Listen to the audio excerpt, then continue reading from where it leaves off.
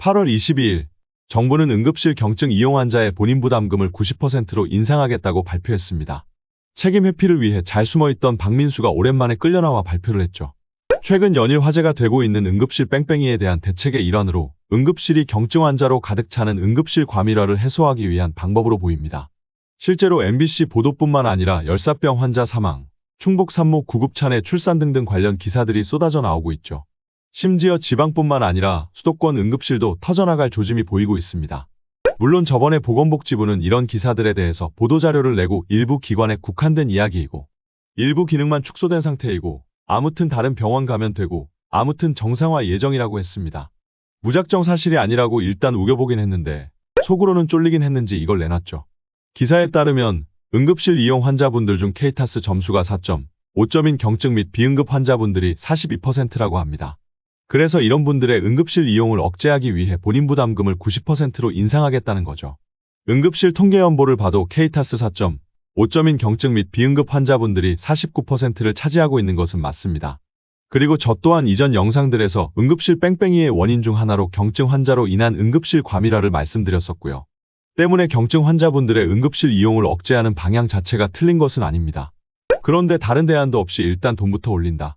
이건 문제가 있고 괘씸하다는 겁니다. 크게 두 가지 측면에서요. 첫 번째로 환자분들께서는 경증과 중증을 구분하실 수 없습니다. 이해하기 쉽게 조금 각색한 케이스를 들려드리겠습니다. 다 제가 대학병원 응급실 인턴을 할 때 직접 겪었던 것들입니다. 1번 케이스입니다. 60대 여자 환자분이 명치 쪽이 아프다며 응급실로 내원하였습니다. 119를 타고 온 건 아니었고 남편분이 자차로 모시고 온 거였죠. 환자분은 겉보기에도 멀쩡했고 속이 좀 오래 더부룩한 것 외에는 다른 증상이 하나도 없다고 하셨습니다. 그래서 남편분에게 이전에도 이런 증상이 있었는데 괜찮았다 뭐 이런 걸로 응급실을 오느냐라고 타박하고 계셨죠. 그런데 기본적으로 찍는 심전도 검사에서 심근경색을 시사하는 소견이 나왔고 혈액검사상으로도 심장 수치가 굉장히 올라가 있었습니다. 그래서 시행한 스텐트 시술 결과 실제로 관상동맥이 막힌 급성 심근경색 초기 소견이었고 치료를 잘 받고 퇴원하셨었죠. 이전에도 이런 증상이 있었다는 건 사실 이전 심근경색 증상이었던 거였습니다. 이렇듯 남편분께서 모시고 오시지 않았다면 사실 어떻게 되었을지 알 수 없었던 거죠. 이번 케이스입니다. 80대 남자 환자분께서 연락 후 배가 아프다며 응급실로 내원하였습니다. 역시 119를 타고 온 건 아니었고 따님분이 자차로 모시고 온 거였죠. 문진했을 때에는 특별히 복통의 원인이 될 만한 것은 아무것도 없었습니다. 당뇨를 오래 앓으신 것 외에는 별다른 과거력도 외상력도 없었고요. 혈압도 초진을 볼 당시에는 괜찮았죠. 심지어 초진을 보면서 배를 눌러봤을 때에도 그냥 조금 아프다 정도의 말만 하셨습니다. 그런데 기본적으로 찍는 흉부 엑스레이에서 장에 구멍이 뚫린 장천공 소견이 나왔습니다. 복막염으로 인한 폐혈증으로 진행될 가능성이 있었던 상태였던 거죠. 그래서 결국 일반외과를 콜해서 나중에 수술을 하고 잘 회복을 하신 걸로 알고 있습니다. 나중에 응급의학과 교수님께 여쭤본 결과 당뇨 때문에 감각신경이 손상돼서 고통을 잘 못 느끼셨던 것 같다고 하셨습니다. 이 경우에도 따님분께서 모시고 오시지 않았다면 사실 어떻게 되었을지 알 수 없었던 거죠. 1번 케이스와 2번 케이스의 공통점이 보이시나요? 두 케이스 모두 보호자분이 119가 아닌 자차로 모시고 왔었고 정작 환자분들 본인께서는 별 증상이 없으셨었습니다. 때문에 둘 다 처음에는 트리아지 간호사 선생님이 단순 복통으로 케이타스 4점을 줬던 것으로 기억합니다. 보건복지부 기준대로라면 경증으로 분류되어 본인 부담금 90%를 냈어야 했겠죠. 이렇듯 환자분들께서는 경증과 중증을 판단하실 수 없습니다. 말씀드린 사례가 사실 좀 극단적인 케이스이긴 하지만 경증인 줄 알고 왔는데 중증인 경우도 있고 중증인 줄 알고 왔는데 경증인 경우는 훨씬 더 무수히 많으시죠. 후자의 경우를 맞겠답시고 본인 부담금을 90%로 올려 돈으로 장벽을 세우겠다는 건데 그럼 전자의 경우도 같이 걸러져 버리는 부작용이 발생하게 됩니다.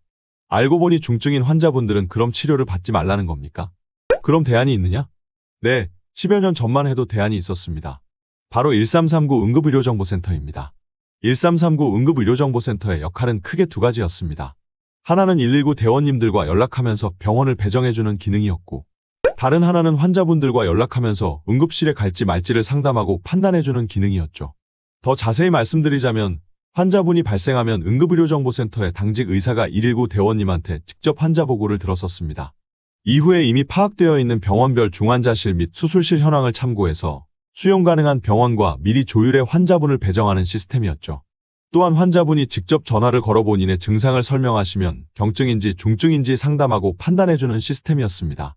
한마디로 경증 및 비응급 환자분들이 응급실로 직행하는 것을 막는 게이트키퍼의 역할을 하고 있었는데 119와 1339의 기능을 통합한다면서 없애버렸죠. 예산 및 인력을 지원받기 위해 1339의 기능까지 수행하겠다면서 119 측에서 통폐합해버렸던 겁니다. 하지만 정작 지금 119는 환자분들 상담의 기능은 전혀 못하고 있는 상태이죠. 따라서 환자분들은 응급실 전 단계에서 경증인지 중증인지를 물어볼 곳이 없어지게 되었고 본인이 판단할 수 없으니 일단 응급실로 몰려들게 된 겁니다. 이전 영상에서도 말씀드렸지만 사실상 1339 응급의료정보센터의 폐지로 인해 119 대원님들도 환자분들도 물어볼 곳이 사라지게 되었고 이것이 응급실 뺑뺑이를 가속화시켰던 겁니다.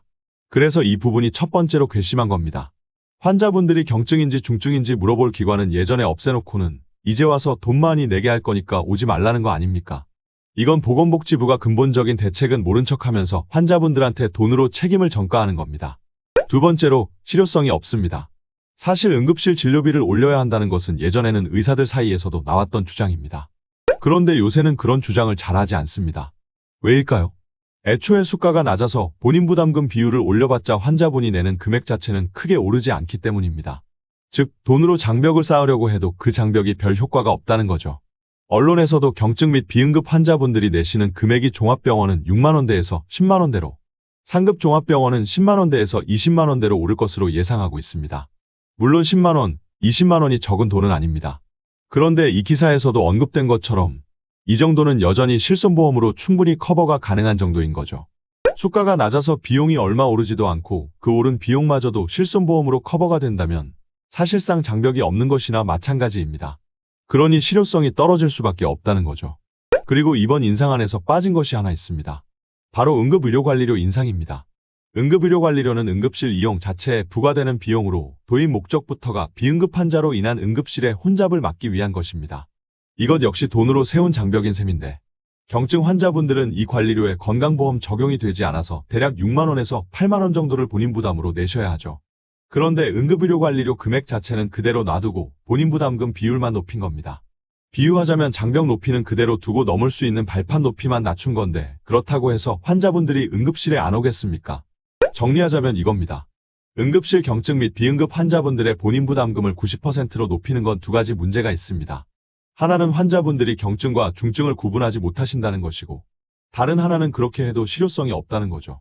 애초에 1339 응급의료정보센터와 같이 경증 중증을 판단해주는 기관은 없애놓고 이제 와서 돈 많이 받을 거니까 경증으로 응급실 오지 말라는 건 환자분들한테 돈으로 책임을 전가하는 거죠. 너무나도 무책임하고 행정편의적인 대책인 겁니다. 게다가 실효성도 없습니다. 경증 및 비응급 본인 부담금을 90%로 올려봤자 애초에 수가가 낮아서 비용이 얼마 오르지도 않습니다. 그 오른 비용마저도 실손보험으로 커버가 가능하죠. 아마 보건복지부도 이걸 알고 있을 겁니다. 모를 리가 없어요. 그럼 괘씸한 겁니다. 실효성 없는 대책인 걸 알면서도 어떻게든 추석 위기설을 넘겨보려고 일반 국민분들을 선동하고 겁박하고 있는 거니까요. 경증 및 비응급으로 응급실 오면 돈 많이 내게 할 겁니다 하면서요. 저번 영상에서도 말씀드렸지만 대통령실의 태도가 2월과 8월이 너무나도 다릅니다. 2월에는 응급실 뺑뺑이 아닌 것까지도 응급실 뺑뺑이로 몰아가려고 했다가 정작 8월에는 정말로 응급실 붕괴 위기가 오자 입싹 씻고 아무런 문제도 없다고 선동하고 있으니까요.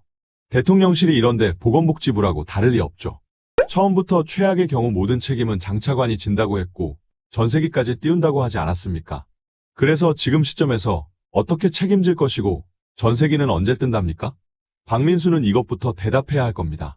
되도 않는 본인 부담금 90% 운운하면서 일반 국민분들 선동하지 말고요. 김종인 전 국힘 비대위원장도 지금 응급실의 현실에 대해서 목소리를 내주시고 있고 여러 언론에서도 이제는 더 이상 터져나오는 것을 숨길 수 없다고 판단하고 있는 것 같습니다.